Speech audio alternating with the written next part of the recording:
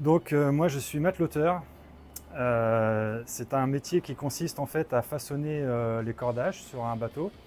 Tout ce qui est pour manœuvrer un bateau, il y a besoin de cordages.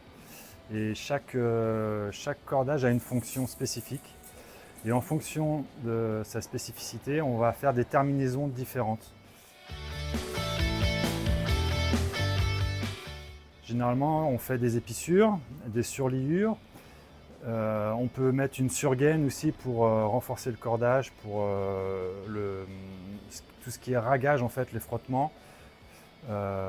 Aussi pour assouplir aussi le cordage. Après, on peut faire tout un tas de choses comme des manilles textiles qui permettent de remplacer par exemple une manille inox qui sera beaucoup plus légère et aussi résistante, voire même plus.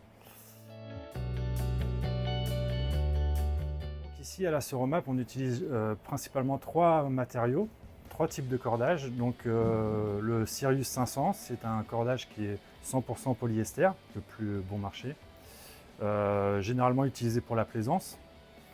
Ensuite, on utilise l'Admiral 4500. C'est un cordage en fait qui va être moitié polyester et moitié Dynéma. Donc une âme Dynéma et une gaine polyester.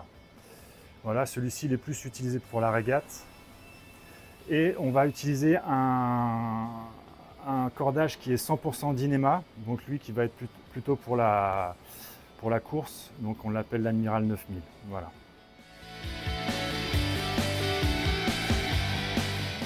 En général, pour faire une épissure, je mets à peu près entre 10 et 15 minutes.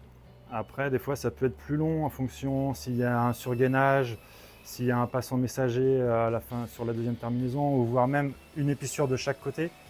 Ça peut prendre plus de temps parce qu'il faut bien calculer, pour avoir la cote précise, il faut calculer le retrait en fait en fonction du cordage.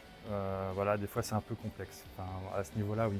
Lorsqu'on fait une surgaine, il y a des jonctions en fait, sur lesquelles on va coudre.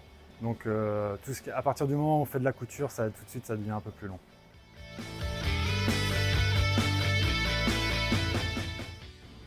Faut être patient, ouais, ça faut être calme, méthodique aussi.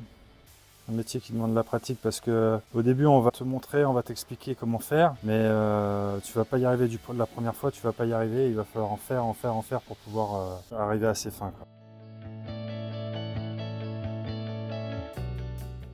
Oui, bah, par exemple, lorsqu'on fait les gréements pour un IMOCA, bah, on se dit que bah, le cordage va faire le tour du monde. C'est toujours sympa